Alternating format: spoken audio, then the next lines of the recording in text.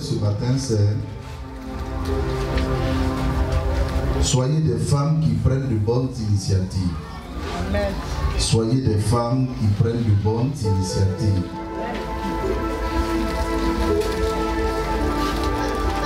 Soyez des personnes qui prennent de bonnes initiatives. C'est important. On ne doit pas catégoriser la femme ou le sexe féminin de façon négative en disant c'est elle qui nous ont conduits dans ces problèmes-là et elle continue de le faire. Non.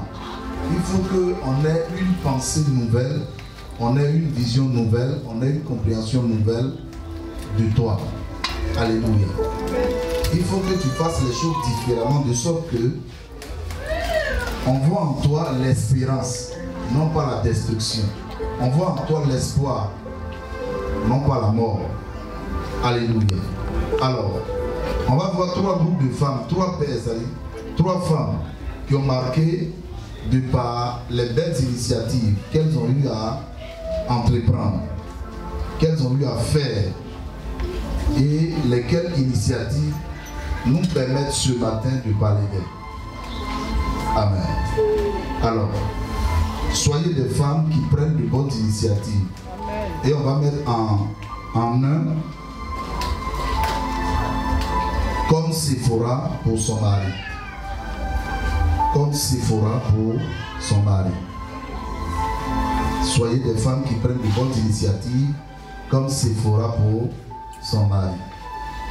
On va prendre Exode le chapitre 4 à partir du verset 24.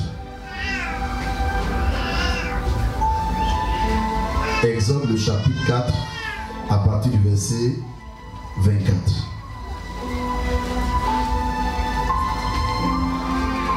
Merci Seigneur pour ta parole. Exode 4 à partir du verset 24.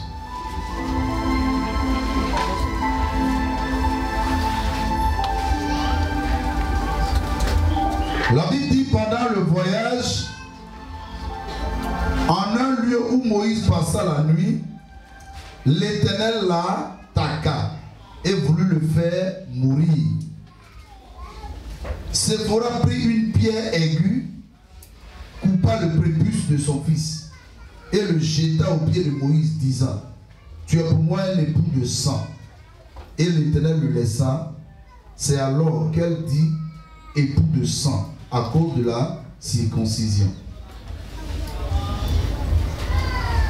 La Bible dit, pendant le voyage, en un lieu où Moïse passa la nuit, l'Éternel l'attaqua et voulut le faire mourir.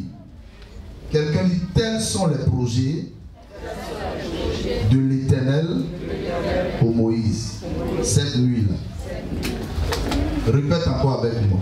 Tels étaient les projets de l'Éternel pour Moïse cette nuit-là.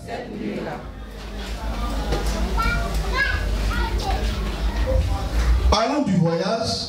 On parle du voyage qui a déclenché la libération du peuple d'Israël entre les mains des Égyptiens.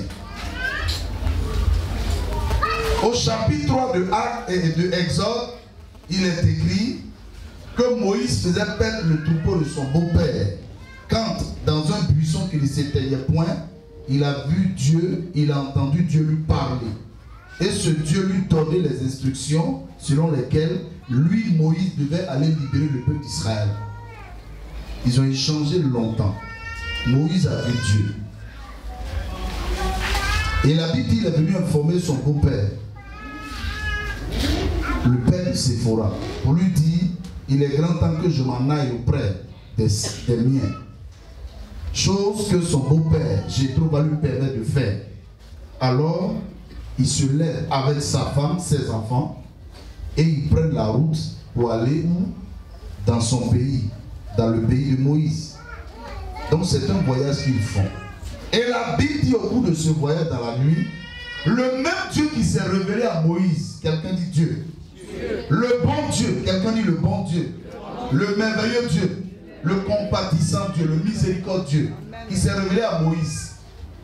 On lui dit, va pays afin de libérer ton peuple, Israël, et qui lui a donné toutes les instructions, qui lui a donné tous les signes de sa présence avec lui, va se révéler à lui la nuit de son voyage.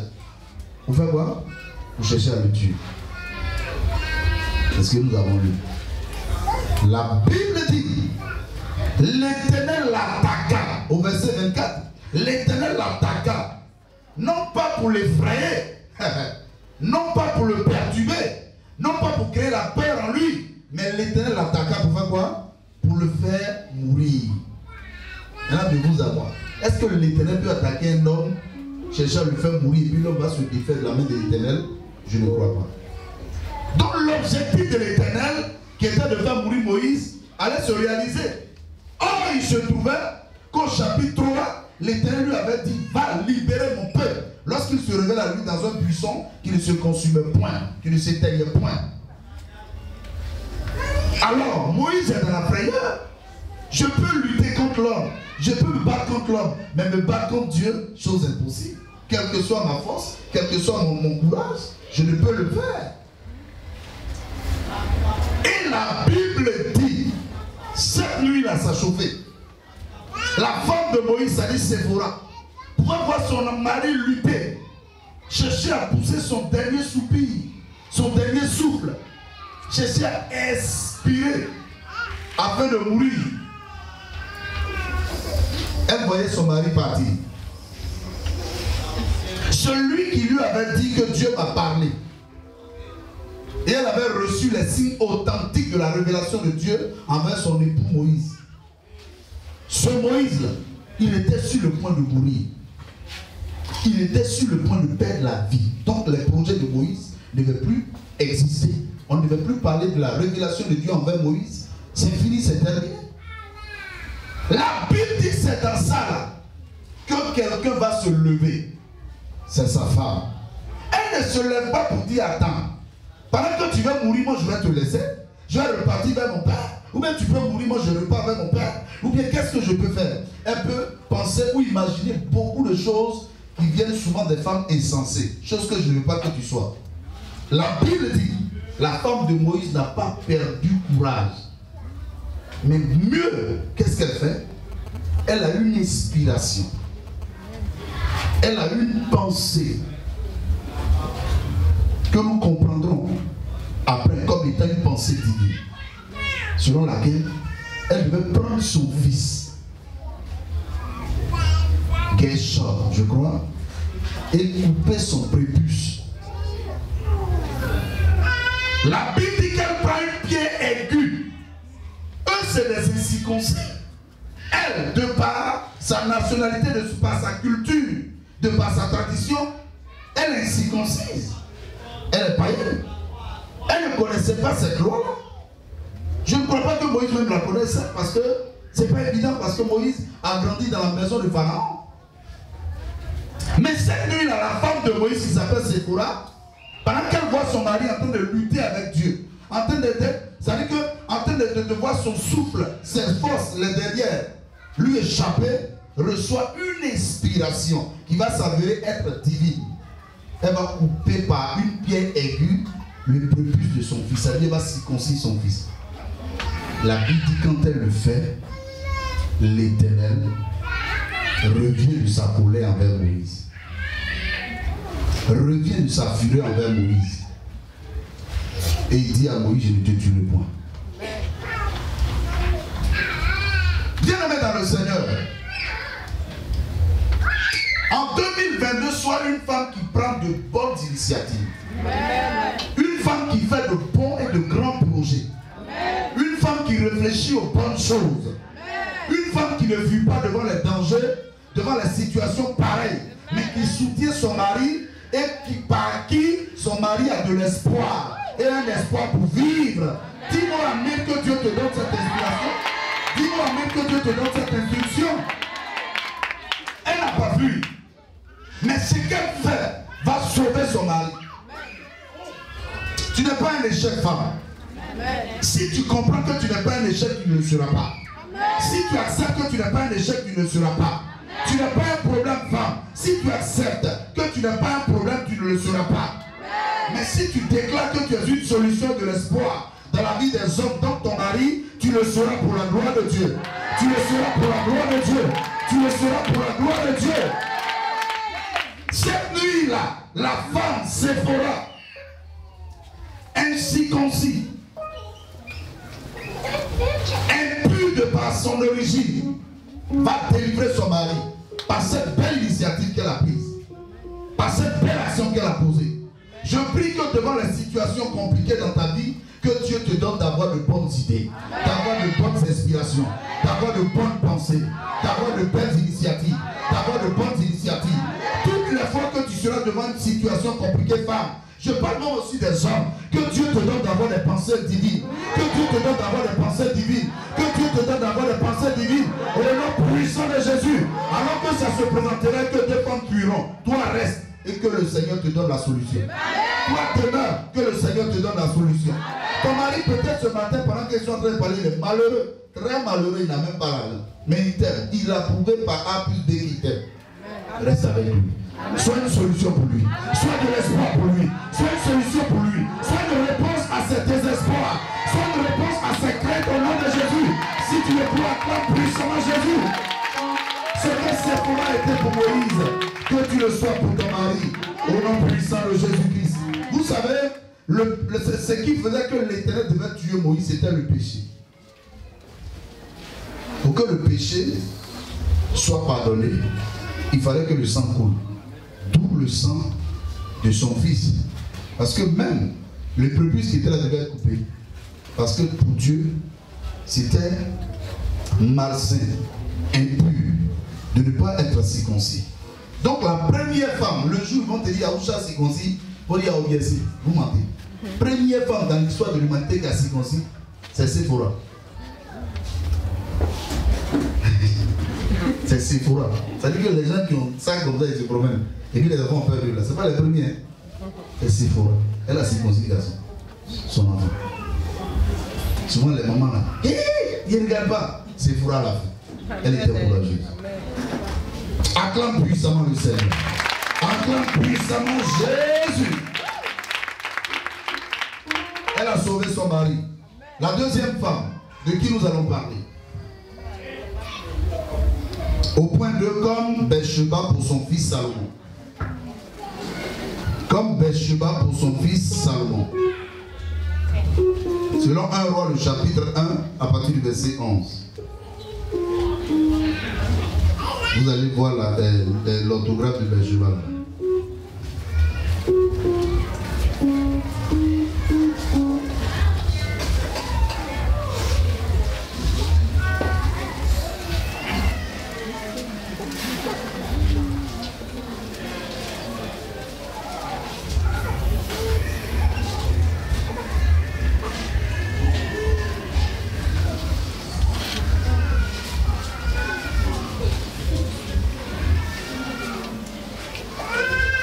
Bathsheba, souvent c'est écrit Bathsheba.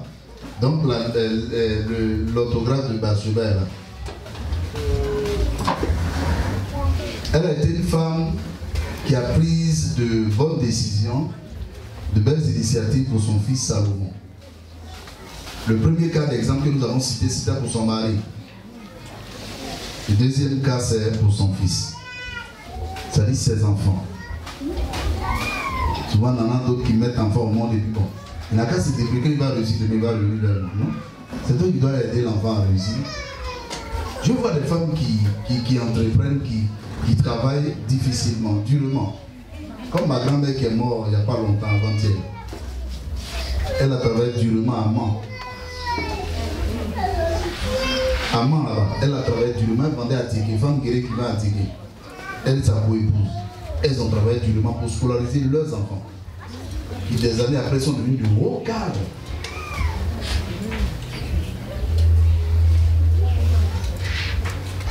Quand on rend le témoin de cette maman-là, c'est vraiment merveilleux.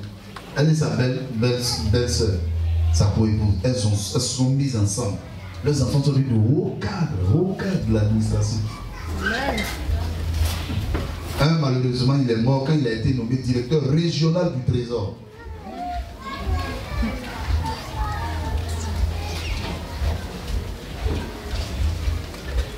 Un de ses fils actuellement, il est le médecin gynécologue de l'hôpital général du Gagnon. Un de leurs enfants, il était inspecteur de la douane. Un milliardaire.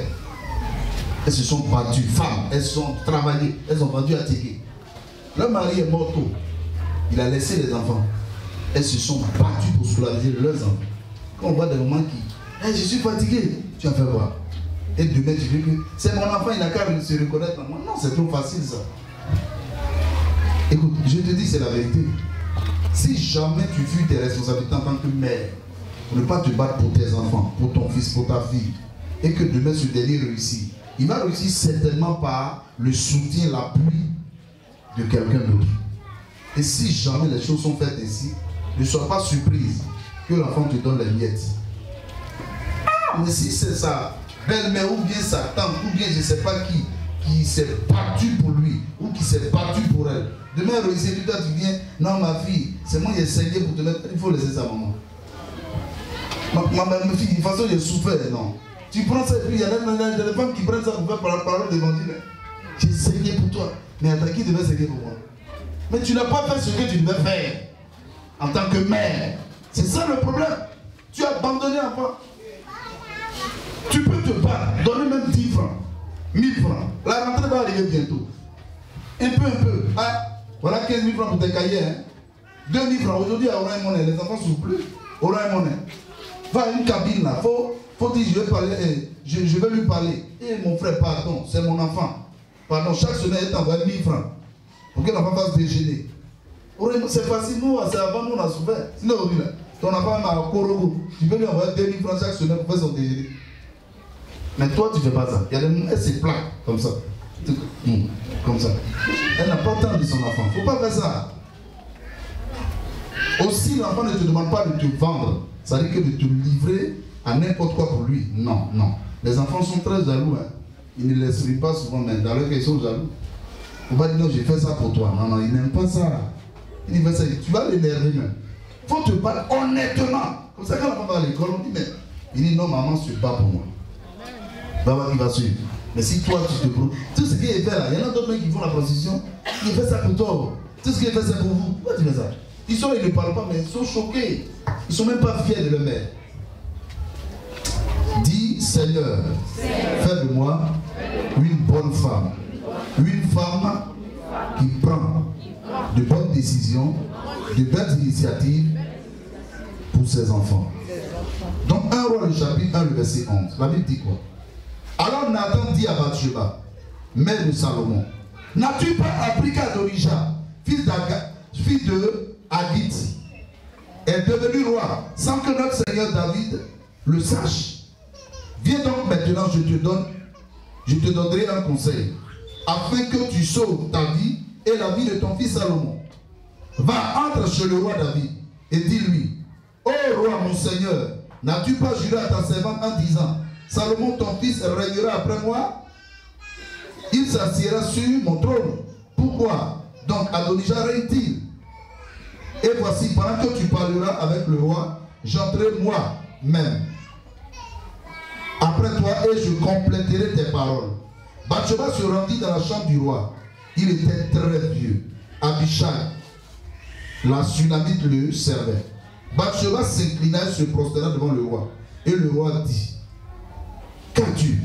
Elle lui répondit, mon Seigneur, tu as juré à ta servante par l'Éternel ton Dieu en disant, Salomon ton fils régnera après moi. Il s'assiera sur mon trône. Et maintenant voici, Adonija règne. Et tu ne le sais pas, ô roi mon Seigneur. Il a tué des bœufs, des veaux gras, des brebis en quantité. Il a invité tous les fils du roi, le sacrificateur Abiathar et Joab, le chef de l'armée. Mais il n'a point invité Salomon ton serviteur. Ô roi mon Seigneur, tout Israël a les yeux sur toi, pour que tu lui fasses connaître qu'il s'assiera sur le trône du roi mon Seigneur après lui. Et lorsque le roi mon Seigneur sera couché avec ses pères, il arrivera que moi et mon fils Salomon, nous serons traités comme des coupables. Tandis qu'elle parlait encore avec le roi, voici Nathan le prophète arriva. On l'annonça au roi en disant, voici Nathan le prophète. Il entra en présence du roi. Il se prosterna devant le roi le visage contre terre. Et Nathan dit, ô roi, mon Seigneur, qu'est-ce? C'est donc toi qui as dit, Adonijah régnera après moi il s'assiera sur mon trône. Car il est descendu aujourd'hui, il a tué des bœufs, des veaux gras et des brebis en quantité. Il a invité tous les fils du roi, les chefs de l'armée et le sacrificateur Abiathar. Et voici, ils mangent et ils boivent devant lui. Et ils disent, vive le roi Adonijah. Mais il n'a ni invité moi, qui suis ton serviteur, ni le sacrificateur Sadok, ni Benadja, fils de Joada, ni Salomon ton serviteur. Est-ce bien par ordre de mon Seigneur le roi que cette chose a lieu, sans que tu n'aies fait connaître à ton serviteur qui doit s'asseoir sur le trône du roi mon Seigneur après lui?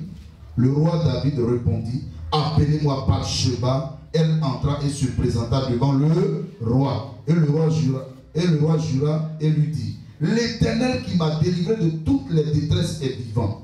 Ainsi je t'ai juré par l'Éternel, le Dieu d'Israël, en disant, Salomon ton fils régnera après moi. Il s'assiera sur mon trône à ma place. Ainsi je ferai aujourd'hui. Ainsi ferai-je aujourd'hui. Bathsheba s'inclina, le visage contre terre, et se prosterna devant le roi. Et elle dit, vive à jamais mon Seigneur le roi David. Et vous continuerez, vous allez voir que les choses se sont rétablies de façon normale. Quelqu'un me dit Amen. Amen. Quelqu'un dit Amen bien. Amen. Ici, c'est une femme, elle s'appelle Bathsheba. Quelqu'un dit Bathsheba. Quelqu'un dit Bathsheba. Une femme vaillante, battante, courageuse, une femme audacieuse, à qui son mari, le roi David, dit à la naissance de son fils Salomon, regarde, ton fils Salomon sera roi après moi. Et voilà que les années passent, les années s'écoulent, et David vieillit, et alors il ne peut plus régner comme il se doit. Il doit abdiquer de son vivant, l'un des premiers rois qui a cédé son trône avant même sa mort. Alors, la Bible dit qu'il était vieux, pendant qu'il était chez lui, son premier fils Adonijah, c'est normal, parce que c'est le premier qui hérite, va s'auto-proclamer roi. Il va prendre avec lui des sacrificateurs, les chefs de l'armée, et il va partir avec eux dans un lieu avec le peuple, une grande partie du peuple d'Israël, et ils vont commencer à, n'est-ce pas, festoyer parce que le roi Adonijah était sur le trône. La Bible dit, ayant appris cela, celui qui avait la connaissance de toutes ces choses depuis lors, qui était, n'est-ce pas, l'homme de Dieu, le prophète Nathan, c'est ça? Le prophète Nathan va appeler la maman de Salomon. Parce que lui, il était conscient. La mère de Salomon aussi était consciente. Mais elle n'avait pas mesuré à quel point les choses devenaient compliquées pour la destinée de son fils. Alors l'homme de Dieu l'appelle. Quelqu'un dit l'homme de Dieu l'appelle. Souvent les hommes de Dieu peuvent t'interpeller pour la vie de tes enfants. Hein? Tes enfants là, je vois que ton fils là ou ta fille là, souvent d'autres non, les gens rapportent sur mes enfants. Les gens disent des choses. Non, frère, c'est pas comme ça. Il faut écouter Dieu aussi. Il parle par la bouche de ses serviteurs. C'est pas quand quelqu'un tremble seulement que Dieu lui parle. Sinon, quand on est arrêté comme ça, Dieu nous parle. Quand on est assis, on donne conseil, Dieu nous parle. Quand elle entend ce que dit l'homme de Dieu concernant l'avenir et la destinée prophétique de son fils, automatiquement, elle comprend que la situation est compliquée. Et l'homme de Dieu lui dit, non, calme-toi. Voilà ce qu'on va faire. Tu vas entrer chez le roi, lui rappeler ce qu'il a dit de ton fils à sa naissance. Et moi, homme de Dieu, j'entrerai, je compléterai cela. Frères, sœurs, il y a des mamans ou il y a des mères qui ne sont souvent pas capables de prendre même un jour de jeûne, de faire même un effort pour leurs enfants, mais qui s'attendent à ce que l'enfant leur soit redevable. Ce n'est pas possible. Dis à ton âme, il faut changer. Ce qu'on lui demande de faire, elle n'était pas obligée de le faire. Parce qu'elle est la femme du roi. Quelqu'un dit elle est la femme du roi. Alors elle a des prérogatives. Elle a des privilèges. Elle était aimée du roi. Donc elle pouvait dire, mais attends, c'est en quoi est-ce que l'avenir de mon enfant est bafoué? L'avenir de mon enfant est en danger. Je suis déjà la bien-aimée du roi David. Il me donne les moyens conséquents. Mon fils aussi c'est un prince. En quoi est-ce qu'on doit lutter encore pour avoir un trône? Dans tous les cas, c'est son grand frère, il n'a qu'à prendre. Ce n'est pas ce qu'elle dit. Elle ne se suffit pas dans ce qu'elle a. Elle n'estime pas que son fils se suffit dans ce qu'il a. Parce qu'elle se dit, il faut que mon fils voit sa destinée prophétique se réaliser. Il faut que ce que Dieu a dit sur mon fils, ça se réalise. Alors moi, mère, je lui donnerai les moyens qu'il faut pour le faire. Vous n'allez pas entendre que c'est son fils qui est venu se présenter devant son père, encore moins devant l'homme de Dieu. Mais la mère a pris les choses en main. Elle a pris le taureau par les cornes. Elle dit non, il faut que je me lève. Est-ce que vous comprenez ce que je dis? Il y a des choses que tu dois faire pour tes enfants. Il y a des prières que tu dois élever devant Dieu pour tes enfants. Souvent l'enfant même là, il n'est pas dit souvent de lever certaines voix devant Dieu pour parler. Parce que souvent, la prière de la mère a une telle grande importance que tu ne peux l'imaginer. Écoutez, maman là, ce n'est pas seulement celle qui a mis au monde, hein, mais celle qui fléchit genoux et qui implore la miséricorde et la clémence de Dieu pour dire Seigneur, interviens pour mon fils, interviens pour ma fille, pardonne-lui ses frasques, ses erreurs. Ne regarde pas ce qu'il a fait. Voilà pourquoi ils sont bénis ceux qui ont pour maman des mamans chrétiennes. Amen. Ah, je dis vous êtes bénis, vous qui avez des mamans chrétiennes, des mamans converties, vous êtes bénis au nom de Jésus. Maintenant imaginez-vous une maman qui n'est pas chrétienne. Il est attaché quelque chose pour mon enfant là. Les choses seront difficiles pour l'enfant. La Bible dit quand elle entend ça, elle-même les initiatives, elle-même les actions pour l'accomplissement de la destinée de son fils, pour l'accomplissement des projets de Dieu, de la promesse de l'Éternel dans la vie de son fils. Elle va effectivement vers le roi David et elle lui parle comme nous l'avons lu. Et le roi David, pendant qu'il voulait pas, au moins il voulait parler, voilà l'homme de Dieu qui avait botté le coup spirituel avec la femme, hein, la mère de Salomon qui était Bathsheba, va rentrer pour confirmer, attester de ce qu'elle venait de dire. Alléluia. La Bible dit l'homme de Dieu vient, il atteste de ce que Bathsheba avait dit. Alléluia. Et voilà que le roi David va maintenant comprendre l'importance et le sérieux des choses. Et qu'est-ce qu'il fait? Il donne ordre que le tort soit rétabli, que les justices soient rétablies. Et quand vous lirez la suite, vous comprendrez que Salomon a régné après son père David. Amen. Salomon a régné après son père. Salomon a régné après son père, alors que le règne n'était pas évident. C'était déjà pris par quelqu'un d'autre. La déclaration de pouvoir avait été déjà faite par quelqu'un d'autre. Et il n'a pas lésiné sur les moyens. Hein. Il a pris le chef de l'armée. Il a pris le sacrificateur. C'est-à-dire les choses militaires étaient avec lui. Les choses quoi? Spirituelles étaient avec lui. Les choses populaires étaient avec lui. Donc lui, les trois entités, il les contrôlait.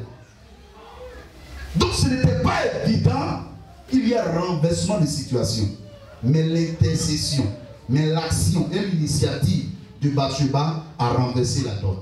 Écoute femme, quand tu te leveras désormais, le Seigneur sera avec toi. Quand tu te leveras pour tes enfants, le Seigneur sera avec toi. Quand tu invoqueras le Seigneur pour tes enfants, le Seigneur sera avec toi. Quand tu mèneras des actions pour tes enfants, pour ta famille, le Seigneur t'entendra, le Seigneur t'écoutera, le Seigneur t'exaucera. Dis Amen. Que tes prières soient exaucées. Que tes prières soient exaucées. Que tes prières soient exaucées. Regardez, on va aller un peu quelque part dans le football. Mbappé a signé avec 100 millions d'euros de salaire annuel au PSG. Vous savez qui les ont accusés? Son père, sa mère. Pourquoi? Parce qu'au-delà de tout, l'enfant écoute beaucoup son père et sa mère. Pourquoi? Parce que le père et la mère n'ont cessé de prodiguer des conseils importants à l'enfant. N'ont cessé de prier pour l'enfant. N'ont cessé de mener des actions pour l'enfant, afin que l'enfant soit épanoui dans sa vie. Si toi tu démissionnes avant l'heure en disant oh, il n'a qu'à faire de sa vie ce qu'il veut, parce que l'enfant du voisin a fait de sa vie ce qu'il voulait, il est devenu quelqu'un, il est venu vers ses pères, ses parents. Non, c'est pas évident. Dieu demande ta participation. Dieu demande ton action. Il demande même ton sacrifice. Et tous les sacrifices, toutes les actions que tu vas poser dans ce sens-là, le Seigneur écoutera, le Seigneur exaucera. Lui, le père de Mbappé aujourd'hui, bon, ça fait 65 milliards au moins par an. Donc au moins plus de 5 milliards de francs CFA par an. Donc on divise 65 par 12. 60 divisé par 12, ça fait 5. Maintenant il y a 5 milliards dessus. Donc tu mets un peu. Mais si l'enfer est mauvais, Il va donner 100 millions à son papa. Papa, tiens 100 millions de salaire. Tes enfants te donneront plus que ça. Tes enfants te donneront plus que ça. Tes enfants te donneront plus que ça. Au nom puissant de Jésus. Tu sais que ton enfant n'est pas footballeur. Mais, tu sais, Dieu va lui donner une sagesse. Oui, ton enfant n'est pas bête. Hein. Il est intelligent. Sauf que tu n'es pas assis avec lui pour voir réellement qui il est. Ceux qui sont les grands dessinateurs, ça veut dire que les artistes en dessin sont des gens qui n'étaient pas forts en mathématiques. Physiquement, on est nul. Non, il ne faut jamais accepter que quelqu'un dise que ton enfant est nul. Quelqu'un m'a entendu? Amen. Il ne faut rien, non, il ne faut pas accepter ça. Et puis les noms bizarres, il ne faut pas qu'on a des noms bizarres, ils voient la vérité, il ne faut pas accepter ça. Ça, c'est de belles batailles, de bons combats, de belles initiatives que tu dois mettre. Non, on n'appelle pas mon enfant. Ton enfant va à l'école. Si c'est Gang Gabriel, c'est Gang Gabriel. Et puis toi, tu dis, il y a moi nul. Il ne faut pas faire ça. Il y a quelque chose en lui que tu n'as pas encore détecté. Ce soir, j'avais dit ce matin, que le Seigneur te donne de détecter cela. Que le Seigneur te donne de détecter cela. Attends, tu vois? Ah, c'est sa qualité. Vous savez, nos parents, de l'autre côté là-bas, ceux qui prient le soleil et la lune, dès que l'enfant naît, ils vont consulter les astres pour demander qui mon enfant sera. Donc quand son enfant commence à grandir et qu'il commence à faire les premiers 4 pas, les premiers pas dans la vie, lui il sait ce que son enfant va faire. Maman sait. Donc lui il sait que son enfant va réussir. Parce qu'il a consulté les étoiles, il a consulté la lune, il a consulté le soleil. C'est-à-dire l'astre du jour, le soleil, il a consulté. L'astre de la nuit, qui est quoi? La lune, il a consulté. Donc il sait ce que son enfant fait. De jour comme de nuit. Si c'est dans le faire, il commence à engager son enfant dedans. Si c'est dans le commerce, il commence à engager son enfant dedans. C'est pas tous qui font médicaments. Souvent, le diable vient les blaguer pour leur dire que non, ils font des médicaments pour faire accroître. Or, le petit même devait réussir dans le commerce là. Il devait réussir dans son activité. Mais le diable, c'est comme ça, c'est un opportuniste, si tu viens là. Donne-moi de booster ton commerce, donne-moi de booster tes affaires. Et puis le diable vient, il s'initier et puis il fait les choses. Sinon, en réalité, l'enfant a des dispositions pour cela. Toi, je ne te demande pas d'aller consulter des devins, ni de consulter le soleil, encore moins la lune. Regarde-le simplement. Il a certainement un talent. Il ne sera pas roi comme Salomon. Sinon, si tu as non, mon enfant sera roi. La femme va dire, attends, tu dis pas de quel royaume? Tu as bien du bas du royaume. Bon, viens. On va te faire un tour. Au renseignement généraux, on te fait un tour. Parce qu'il n'y a pas de royaume à Abidjan. C'est les guerriers au royaume. Mais je te dis que ton enfant sera roi quelque part. Il y a un domaine dans lequel ton enfant sera roi. Dis-moi amen. Il y a un domaine dans lequel ton enfant sera reine. Dis amen bien. Et tu dois prendre des initiatives pour cela. Souvent, papa ne comprend pas. Hein. Papa, ils sont très durs. Les papas aiment comparer leurs enfants aux enfants des voisins, aux enfants des amis. Et mon ami là, son enfant est premier en mathématiques. Toi, tu vaux rien en mathématiques. Nul. Il veut même frapper. Non, prends ton enfant, mets-le là. Et commence à l'observer. Il y a quelque chose en lui. Il y a quelque chose en l'enfant là. Il y a quelque chose que tu n'as pas encore su. Le jour où le papa de Kolo Touré et de Yaya Touré a su que ses enfants, ils n'allaient pas être premiers peut-être à l'école. Il n'allait pas être excellent en anglais, mais il serait très bon dans le sport. Il a fait tout avec son petit salaire de corps habillé. Il les a poussés dedans. Aujourd'hui, je ne suis pas sûr qu'il regrette. Il y a quelque chose dans ton enfant que tu n'as pas encore su. Souvent, les gens pensent que non, je suis chrétien, mon enfant n'a qu'à la tête. Non, écoutez, calmons-nous. Non, mais attends, pourquoi tu n'es pas premier des classes? Regarde, non, calmons-nous. Tous les enfants des chrétiens ne seront pas premiers à l'école. Vous imaginez, on est là ici. Nous sommes tous au quartier ici. Et nos enfants fréquentent tous la même école pratiquement, ou les 2 ou 3 écoles qui sont ici. Yahoo, Assemblée de Dieu et il s'appelle comment? Matidé, ou le primaire. Maintenant, si enfant de chacun doit être premier, maintenant qui va essayer les épaules. Donc, tous les matins, on se dit, pourquoi tu n'es pas premier? La Bible dit sur la tête, et non la queue. Toi, mon enfant, tu dois être la tête, et non la queue. Non. Ce n'est pas de cette royauté qu'il s'agit. Il y a une royauté dans un domaine particulier dans lequel tu dois orienter, canaliser et aider l'enfant. Je ne suis pas en train de te dire ce matin que quand tu vas arriver, petit, quitte l'école. Quitte l'école. Alors, attention, attention. Je dis, bien sûr ce que tu seras. C'est pas ce que je suis en train de te dire. Non, loin de là. Je suis en train de te dire que les pas qu'il est en train de faire aujourd'hui là-bas sont des pas importants. Laisse-le là-bas.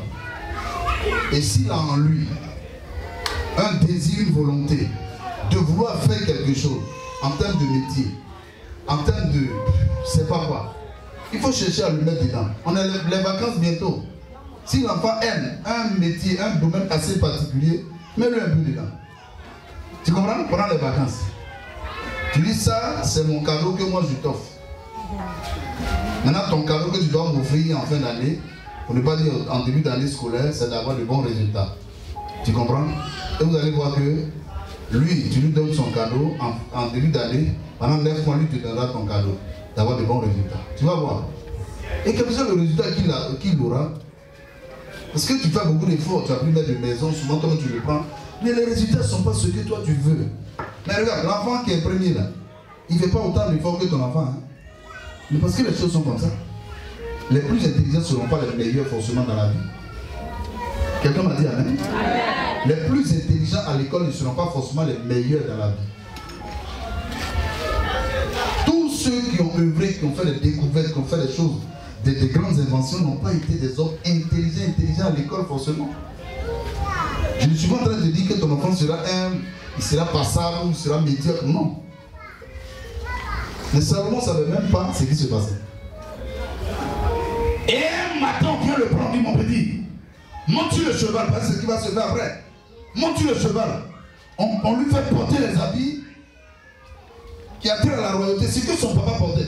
Il me dit à partir d'aujourd'hui, courez devant lui, criez le roi d'Israël, le roi d'Israël, le roi d'Israël. C'est comme ça qu'Onija va apprendre le bruit de la royauté de Salomon ici en ville et il va fuir. Il s'est invité lui.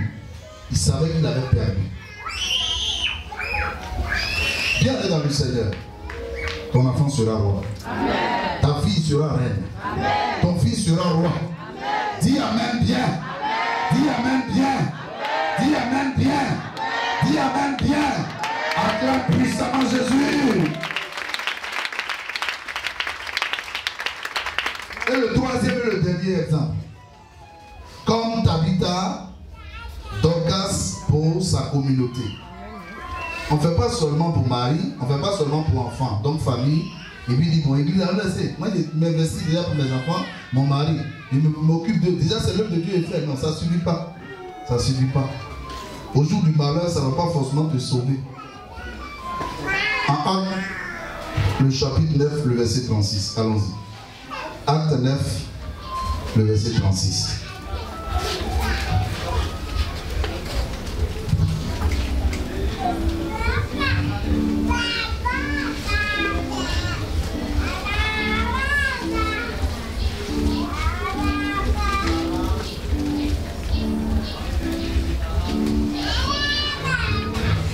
Soyez des femmes qui prennent de bonnes initiatives, comme Tabitha, Dorcas, pour sa communauté, pour son église en quelque sorte. On ne peut pas s'investir et pour sa famille, c'est-à-dire pour son mariage, ses affaires, ses enfants, et ne pas s'investir pour le Seigneur. Tu vois, tu ne complètes pas ça. Or, un foyer là, quand on dit foyer, il y a 2 pieds, c'est ça non? Tu mets 2 cailloux et puis tu te poses ma main dessus et puis tu fais par la ligne. Ça va tomber. C'est 3 pieds. Pourtant c'est un pied. Tu mets un caillou là, tu te poses ma main dessus. Ça c'est magie. C'est magie moudron, mais magie tomate. Et puis tu fais quoi? Non, moi j'ai besoin seulement d'un pied, des cailloux et puis tu prépares ça au grain. Ah merci. Sinon on te voit faire ça, on va fuir parce que tu es magicien. Il y a 3 pieds. 3 supports, 3 soutiens. Si ces 3 soutiens sont affermis, solides, ta vie sera meilleure. Souvent, il y a des gens qui vivent le bonheur. Leur bonheur n'est pas peut-être le bonheur de quelqu'un d'autre là-bas, mais ils sont heureux. Tu vois le monsieur, sa femme, ses enfants, ils sont heureux. Et ils n'ont pas besoin de grand chose. Il y a des gens qui pensent qu'avoir un bonheur, c'est avoir une grosse maison, avec une grosse voiture, beaucoup de voitures, bien. Je sais pas, mais beaucoup d'argent. Non, non. Eux, là, ils n'ont pas besoin de tout ça. Mais ils sont heureux. Le jour, on va leur donner une maison. Mais en tout cas, l'absence de la maison ne va pas enlever leur joie. Parce qu'ils ont les 3 piliers qui sont solidement enracinés. Amen. Et je parle du peuple de Dieu qui est ici. On ne peut pas servir les hommes seulement sans servir Dieu.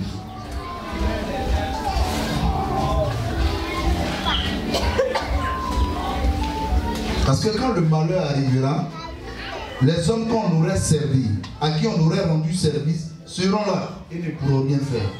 Il n'y a que Jésus-Christ seul qui viendra intervenir. Voilà pourquoi si tu es en train de remplir ton récipient de bonnes actions, de bonnes œuvres envers qui? Ton mari, tes frères, tes soeurs, ton entreprise, ton travail, sans que le vase dans lequel se trouve l'action du Seigneur, les œuvres du Seigneur le soir remplies, c'est pas bon. La Bible dit cette femme, elle s'appelait Tabitha Dorcas. Elle était une bonne femme, une bonne chrétienne. On ne dit pas qu'elle était mariée ou elle n'était pas mariée, parce que ce n'était pas important pour elle, parce qu'elle servait le Seigneur.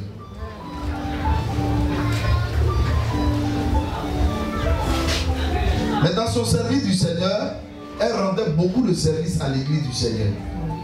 Elle n'était pas insensible aux appels, aux actions qui devaient être menées à l'église.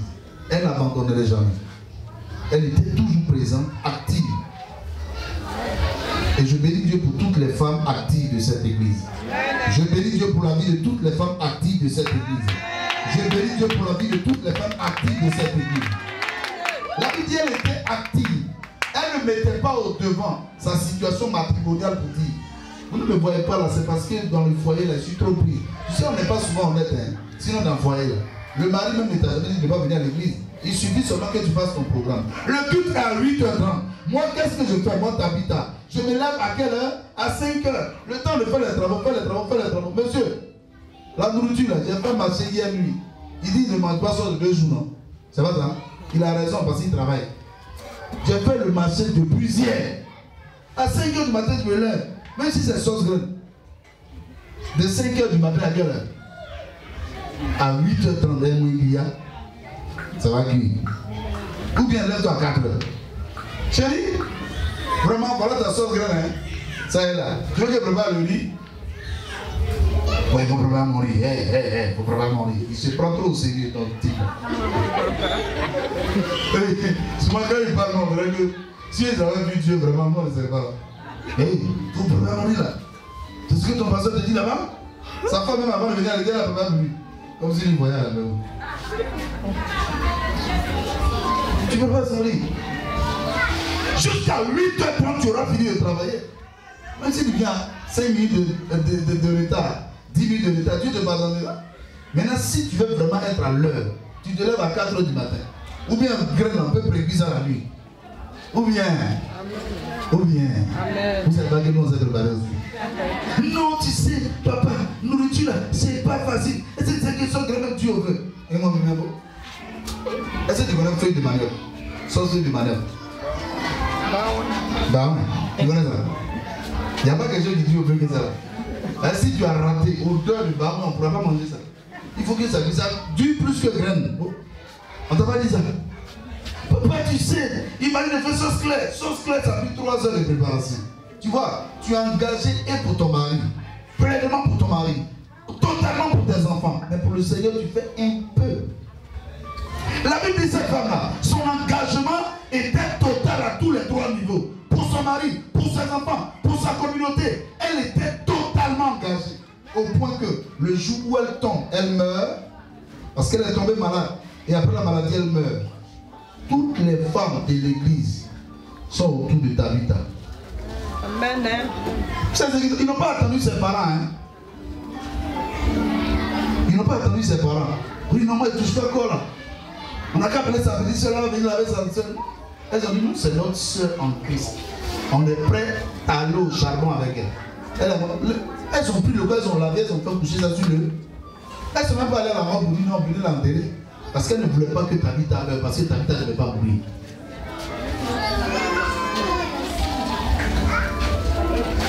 Tu sais, si tu t'engages sincèrement et véritablement dans le Seigneur, Dieu va te donner de bonnes sœurs comme les sœurs de Tabitha à Dorcas. Dieu va te donner de bons frères comme les frères de David qui s'appelait Jonathan. De Jonathan qui s'appelait David. Et je bénis Dieu. Parlant de cela, je bénis Dieu pour la vie de ma fille Joachim. Joachim, c'est une vraie soeur. Le jour où il a pressé sur l'amitié, je prendrai Joachim. Exemple Joachim. Ah, vous ne savez pas, hein? Amen. Acclamons le Seigneur pour la vie de Joachim. Je l'ai dit, le jour où je vais prêcher sur l'amitié, il a dit non, l'amitié de David et de Jonathan, une amitié forte, une amitié soudée, je parlerai exemple Joachim. Amen. Oui, ici on continue d'écrire la Bible, on allait mettre le nom de Joachim dedans. Amen. Acclamons le Seigneur pour ça. Vous savez, il y a des gens qui ne s'engagent pas trop à l'église parce qu'ils se disent quoi? S'il y a un problème, est-ce que l'église peut me soutenir? Est-ce que l'église peut m'aider? D'abord, tu n'auras pas de problème. Amen. Maintenant, pourquoi dire, s'il y a un problème, l'église, ce qu'elle peut faire, elle le fera. Moi, j'ai grandi entre les mains de l'église. C'est l'église qui m'a fait jusqu'à actuellement où je suis. C'est les frères et les soeurs en Christ qui m'ont fait jusqu'à actuellement où je suis. Bien que je ne dépendais pas totalement d'eux, mais je reconnais leur présence dans ma vie jusqu'au niveau où je suis. Quand j'étais malade, ils m'ont assisté, ils m'ont soutenu jusqu'au niveau où je suis. Maintenant, toi, non, tu sais, ma famille d'abord, il y a des gens qui sont partis à la réunion de famille le dimanche matin. Tes parents t'aiment, tu les aimes, ça on ne peut pas te le nier. Mais quand il s'agit d'adorer le Seigneur, frère, soeur, regarde un peu l'histoire de David et Dorcas. La Bible dit quand elle tombe, c'est les frères qui sont autour d'elle, les soeurs qui sont autour d'elle pour dire non, on ne peut pas accepter que le corps de notre soeur reste comme ça. Elles l'ont lavé, elles l'ont déposé sur le lit. Et puis elles étaient autour d'elle. Elles ne savent pas ce qu'elles vont faire. Hein? Mais David, toi, on ne va pas t'enterrer. On ne va pas t'enterrer. Écoutez, si vous avez accompli et que vous accomplissez ce troisième pilier-là, qui est l'engagement total dans l'œuvre du Seigneur, dans les activités du Seigneur, Dieu aussi vous suscitera des hommes et des femmes qui vous aiment sincèrement. Amen. Non pas par rapport à ce que vous avez, mais par rapport à ce que vous êtes. Amen. Pourquoi il parlait de Joachim? Joachim s'est comporté exactement comme ses vœux autour de Tabitha Dorcas. Elle était sur le lit, elles étaient autour. Elle regardait Tabitha. Tabitha, tu dois pas partir. Et j'ai appris que toi aussi tu avais Tabitha. Oui. Tu as vu ça? Acclamons le Seigneur. La sœur Joachim, son histoire d'amitié avec Aquayou Salomé. Tabitha. Est-ce que vous connaissez? Joachim a connu Tabitha Salomé Aquayou. Ça n'a pas fait plus de 2 mois. Hein? Et puis, elle a fait un accident grave. Clavicule cassée, cheville cassée, pratiquement pied cassé, avec une 607 qui était passée sur elle. Pour qu'on la touche là, il a fallu combien de radios? Au moins 12 radios. Ça veut dire que pour qu'on intervienne, tout était cassé. Le ventre en un rien de temps s'est enflé parce que un poids lourd est passé sur le ventre est comme ça. Tout le monde prophétisait et ce n'était pas possible qu'elle dure encore. Et Tabitha Aquayou Salomé avait été hospitalisée au CHU de 13 jours. Youpou, j'allais dire. Et là-bas, les médecins font le pas. Hein? Ça veut dire intervenir, mettre piqûre, mais pour l'entretien de la personne. Pour s'occuper de la personne. Nettoyer, lui donner à manger. La sœur Joachim, Tabitha qu'elle ne connaissait pas, plus de 2 ou 3 mois, elle est allée au chevet des Tabitha, laissant pratiquement ses activités. En une semaine, elle est là-bas au moins combien de jours? On ne la voyait pratiquement plus à la maison. Ça a duré près d'un an. Hein? Combien de mois? 6 mois. Souvent j'entends des gens dire, non, moi à l'église je suis engagé, mais vraiment ma famille d'abord. J'ai compris. Ses parents venaient à l'hôpital là-bas. Les tantes venaient. Les cousines venaient. Ah, vraiment, il y a beau. Si elle dormait peut-être la nuit, matin, elle ne pouvait pas rester là-bas, chacune dans son activité. Et à chaque fois, il demandait à Jésus, mais qui est là-bas avec Akouaï? Il dit, Joachim est là-bas. Il dit, mais Joachim, elles se connaissent depuis quand? Parce qu'il savait que Joachim, ça faisait même pas un bon moment qu'elle se connaissait. Et puis, donc elle a ses activités. On arrivait là-bas souvent, on trouvait les temps, mais chacune a quelque chose à faire. Mais celle qui restait à côté de Tabitha, c'était Joachim. On fait tout ce que vous pouvez imaginer. Voilà pourquoi souvent quand elles font les choses là, il ne faut pas te mettre au milieu d'elles. Hein. Si elles font les paroles, si tu es là, il faut regarder seulement. Si tu dis, il y a raison, non? Il y a raison. Il ne faut pas te mettre pour dire non, tu sais, Joachim ne t'aime pas. À quoi il ne t'aime pas? Si tu as fait ça, elles vont t'exposer ici devant toi. Elle est restée là pendant plus de 6 mois. Et même quand elle est venue à la maison, il fallait encore l'assister. J'ai compris quelque chose. C'est que si tu accomplis ce troisième pilier, qui est de servir le Seigneur honnêtement, si jamais le malheur arrivait dans ta vie, Dieu va susciter un ange pour t'aider, pour te soutenir. Et je peux dire que Joachim a été un ange pour Salomé dans sa vie. Ce n'était pas facile du tout. C'était un accident grave. Nous-mêmes, pasteurs, on va là-bas, bon, tu ne peux pas durer. Parce qu'elle crie, elle pleure, elle crie, elle pleure. Tout est cassé. Celle qui marche aujourd'hui, qui est devenue l'homme. Mais qui n'a jamais cessé d'être homme. Hein? Parce que Jésus qui c'était dans sa vie, par sa vie en elle. C'était pas du tout facile, mes frères. Mais parce que elle était quelqu'un de sincère avec le Seigneur, elle était quelqu'un d'engagé avec le Seigneur, alors que même la famille ne peut pas totalement s'engager. Dieu a suscité une sœur en Christ. On dit non, je ne vais pas laisser ma sœur là ici comme ça. Je suis à côté d'elle. Les hommes souvent sont là. Mais l'homme là, il est limité dans ses actions.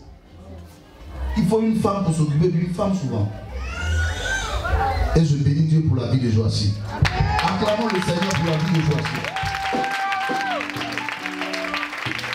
Voilà pourquoi Joachim sera toujours soutenu partout où elle sera. Lorsqu'elle aura besoin d'aide, le Seigneur viendra lui répondre favorablement. Le Seigneur viendra lui répondre favorablement. Au nom puissant de Jésus. J'ai vu dans l'église, dans la maison du Seigneur, des hommes et des frères comme ça. Comme Tabitha a été. Comme Tabitha est devenue pour ces femmes-là. J'ai vu des gens dans l'église, dans la maison du Seigneur comme ça, qui ne se sont pas abandonnés, qui se sont soutenus. Écoute frère, sœur, si tu t'engages pour l'œuvre de Dieu, le Seigneur fera de toi une femme pour qui des hommes et des femmes sont suscités pour venir aider, pour venir soutenir. Même ta progéniture sera victime de ses soutiens. Sera influencé par ses soutiens. Pourquoi? Parce que tu t'es engagé favorablement, véritablement pour l'œuvre de Dieu. Moi, ma culture, elle est claire. Mon grand frère après qui vient, c'est mon. S'appelle Évariste. Celui qui vient après moi s'appelle Hervé. Mais je ne suis pas plus proche d'eux que les frères en Christ. Mais c'est comme ça. Je ne suis pas plus proche d'eux que mes frères en Christ. Parce qu'on n'a pas la même pensée. Le jour où il venait à être chrétien, engagé, véritablement, on sera bien lié. Sinon, on est frères. C'est le même sang, le même nom. Mais ça s'arrête là. On n'est pas allé plus loin parce qu'on ne va même pas se comprendre. Ce que je ne dirai pas à mon frère, je le dirai à un frère en Christ qui va me soutenir dans la prière. Ce que mon frère Christ est prêt à faire pour moi, je ne parle pas d'un frère, il ne parle pas d'un malo frère, hein. Je parle d'un vrai frère. Dis-moi amen bien. Amen. Attendez. Ça, c'est mon dernier témoignage. Quand grand m'a appliqué la crise d'AVC, c'était pas facile, hein? C'était difficile. Bon, la présence de ses enfants, c'est pas un problème. Mais il y a eu un soutien particulier qui, toutes les fois, on devait le soulever. Wow. Moi, à l'hôpital, j'ai fait un peu, mais j'ai eu. Mais j'ai dit, mais Seigneur, elle a des neveux habillés ici. Elle a des frères habillés ici. Même son enfant, le premier fils, est venu comme il dit après. Mais depuis le premier jour, jusqu'à ce qu'elle puisse marcher là, Gédéon, on la soulève comme ça. Et ce matin, j'étais là et dit, mais un jour, je vais faire un don à Gédéon et je n'ai pas regretté. Amen. Je vous ai dit non. J'ai dit non. Je vais le blesser avec un don que je ne vais pas regretter. Quoi. Je ne vais pas le voir il a soulevé comme ça. Il dit non, non, pas ça, il faut laisser. Donc les gens même de l'hôpital me disent, hé, le gars là, il va se faire mal, il va se faire mal. Il dit non, je dois laisser, on va la sauvegarder. Il dit non, pas ça, il faut laisser. Et puis il a soulevé. Pendant tout ce temps, on était à l'hôpital. Quand on va faire les consultations, je ne sais pas, les rendez-vous à l'hôpital, du taxi, dans la chaise roulante. C'est toi qui t'occupes de ton parent. Mais il n'y avait pas un frère, il n'y avait pas, j'allais dire un fils. Évariste pouvait être là, Hervé. Il pouvait être là pour dire, bon, ok, c'est là maman. Alors que souvent quand elle a dit non, moi j'aime ma famille, je n'ai pas dit non. Mais ma famille chrétienne. Donc s'il arrivait que ma famille que j'aime bien soit chrétienne, comme par exemple la servante de Dieu Adeline, alléluia. Amen. Comme la sœur Angrénina, alléluia. Amen. Mais tant que tu vas demeurer comme Hervé, comme Évariste, bon, nos relations seront bonnes, hein. C'est des relations fraternelles, mais ça sera superficiel. Parce que je ne sais pas ce que je vais te dire, et puis on va faire quoi pour prier. Parce que tu ne comprends pas ce que moi je comprends. Tu ne vois pas ce que moi je vois. Mais moi, mes frères en Christ, je tiens beaucoup à eux, tout comme ces veuves-là tenaient beaucoup à Tabitha Dorcas. Tout comme Tabitha Dorcas tenait beaucoup aux veuves. Que Dieu bénisse Gédéon. C'est ce que tu as fait là. Moi, je n'ai jamais oublié, hein. Souvent quand il te regarde, il dit, François, ce matin, il dit, mais Seigneur, un jour, ça va se faire. Non, ça va se faire. Un don, lui-même, il ne saura pas, hein. Il ne va même pas ça, tu t'es trompé, il dit non, je ne me suis pas trompé. Pour ce que tu as fait, tu n'étais pas obligé de le faire. La femme de la maman de son pasteur. Et il m'a dit, mais pas ça, bon, moi je suis fatigué, non, pas de me savoir. Et puis il reste à la maison. Ah, moi je vais là-bas, les enfants même sont pas là, moi j'ai une mission. Bon, j'ai pas le temps, mais je me sens pas bien. Il est venu, il l'a fait, il l'a supporté. Et tout le monde il faisait dire, ça m'a vraiment marqué. Et jusqu'à aujourd'hui, je me rappelle. Parce que je suis beaucoup reconnaissant. Hein. Non, moi je ne suis pas ingrat. Je suis beaucoup reconnaissant. Si je n'ai pas les moyens aujourd'hui de reconnaître l'effort que tu as fait pour l'œuvre de Dieu, le jour où le Seigneur me donnera d'avoir ces moyens-là, il connaît mon cœur. Et je veux même remplacer tout ce que tu as perdu dans le nom puissant de Jésus. Bien-aimé dans le Seigneur, ce qu'elles font, ces veuves autour de Tabitha Dorcas, c'est d'appeler à l'aide, et l'aide spirituelle, qui était l'homme de Dieu qui s'appelait Pierre. Pierre vient rapidement. La Bible dit quand Pierre vient, il trouve les veuves autour de Tabitha étendues sur le lit. Et il dit aux veuves, waouh, je sais que vous l'aimez, mais sortez s'il vous plaît. Elles sortent. Elle ne manque pas de montrer à Pierre l'œuvre des bonnes actions de Tabitha, qui étaient les habits qu'elle cousait. Regarde ce qu'elle a fait. Elle ne peut pas mourir. Il dit non, sortez. Elles sont sorties. Ça, c'est ce que Pierre fait. Il ne se met pas à dire, esprit démon, sort. Oh, sort. Il ne chasse pas de démon. Il se met simplement dans son coin. Il prie le Seigneur. Quand il finit, il dit, Tabitha, lève-toi. Et la Bible dit, Tabitha s'est levée. Je prie simplement comme ça, les choses vont se lever dans ta vie. Pour la gloire de Dieu. Lorsque tu feras les choses pour le Seigneur, lorsque tu t'engageras pour le Seigneur, lorsque tu auras des initiatives bonnes, spirituelles, extraordinaires pour le Seigneur va faire ressusciter comme ça ce qui était mort. C'est que tu trouvais difficile, le Seigneur va ressusciter comme ça. C'est que tu trouvais fermé, le Seigneur va ressusciter comme ça. C'est que tu as possible, le Seigneur va ressusciter comme ça. Comment Dieu attend? Donc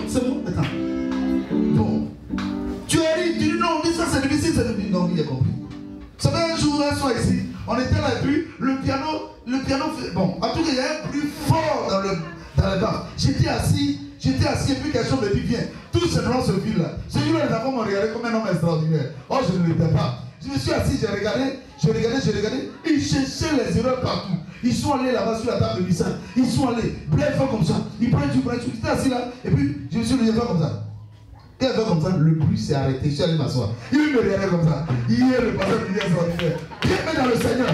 Quand tu vas t'engager pour les choses de Dieu, ce qui était difficile pour les hommes sera facile pour toi, bien-aimé. Sera facile pour toi, bien-aimé. Ce qui était impossible aux hommes sera possible à ta, après le nom puissant de Jésus. Dis-moi Amen.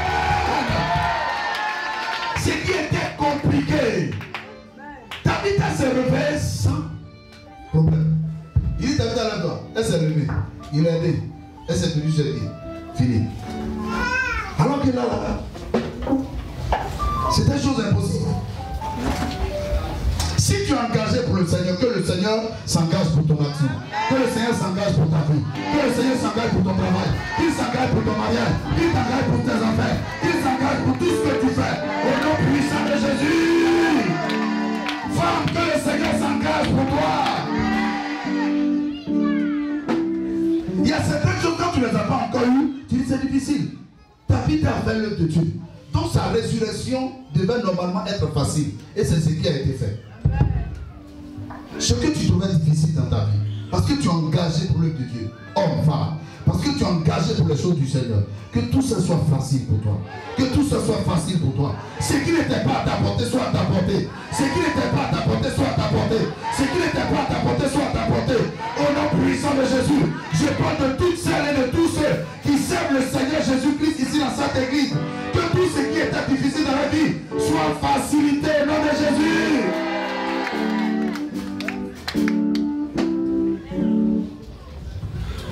Que ce soit facile. Amen.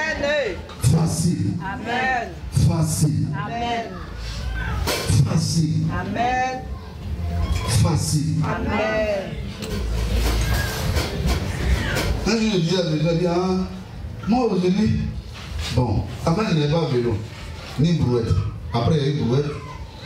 Il y avait une moto gâtée. Je suis arrangé. Il a offert ça à mon ami Assou. Il dit, il va payer, il faut prendre.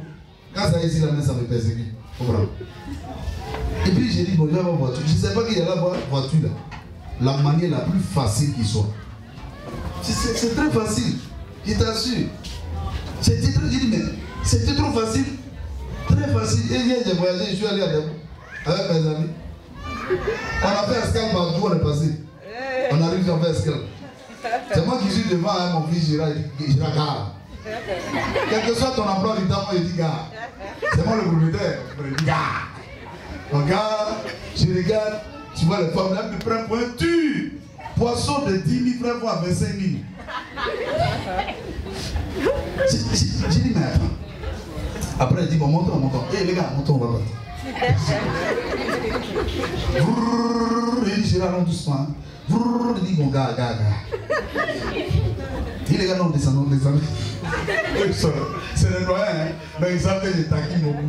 Donc, ils savent que c'est pas par méchanceté. Il dit, bon, gars, bon, ok, on fait comment? On va aller manger un peu de trucs là, hein? On va aller manger un peu de trucs. C'est pas moi qui paye, hein. Il m'a payé. Il m'a donné l'argent. Il m'a dit, il faut payer avec 3 000 francs. Je suis pas dit, payer ça à 5 000. Oh, les 5 000, on va pas finir. Il dit, non, donne-moi le plus gros morceau. La plupart, on était déjà assassiné. Il dit, mais hé, Naya, on t'a dit de payer pour 3 000, tu as fait pour 5 000, non, mangeons. On va faire emporter après. On a fini. Il dit, bon, c'est bon, on peut aller à Jacquesville là. Hein? On va aller à Jacquesville. Bon, le temps est parti. Bon, ok, j'ai là à l'autre. Et il disait, mais, parce que là, tu es mal à toi, tu peux aller rendre visite au bishop. Il dit, non, moi, les bishops là, moi, leur rendais visite sans bureau, sans brouette. Là, on dit la même, ça, c'est non, c'est pas ça qui est dans ma tête. Et j'ai dit, mais attendez, ça te fait respecter comme ça, alors que Dieu seul sait comment j'ai eu ça. La manière la plus facile. Facile. C'est vrai, il n'y a pas de déplacer montagne. Il n'y a pas de déplacer colline. C'est vrai de ça. Dans ta vie, les choses qui étaient difficiles maintenant, pendant que je parle, parce que tu t'es engagé pour ce troisième pilier, en servant le Seigneur, tu es toujours actif pour la gloire de Dieu, tu es toujours actif pour l'œuvre de Dieu, tu es toujours actif. Que ce qui était difficile dans ta vie montagneuse, ça devient du sable, que tu marches dessus. Que tu marches dessus comme ça. Au nom puissant je dis amen.